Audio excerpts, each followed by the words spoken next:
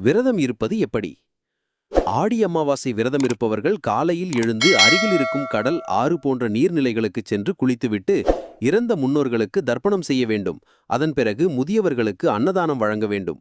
அமாவாசை அன்று பெண்கள் வீட்டில் காலை உணவு உண்ணாமல் இறந்த மூதாதையர்களுக்கு பிடித்தமான உணவுகளையும் எண்ணெய் பதார்த்தங்களையும் செய்ய வேண்டும். அன்றைய சமையலில் எல்லாவிதமான காய்கறிகளையும் சேர்த்து கொள்ள வேண்டும். விரதம் இருப்பவர்கள் எதுவும் சாப்பிடாமல் எத்தனை நபர்களை வணங்க வேண்டுமோ அத்தனை இலைகள் போட்டு சமைத்த உணவு, எண்ணெய் பதார்த்தங்கள், துணிகள் வைத்து அகல் விளக்கேற்றி தூபம், தீபம் காட்டி முன்னோர்களை மனதில் நினைத்து வழிபட வேண்டும்.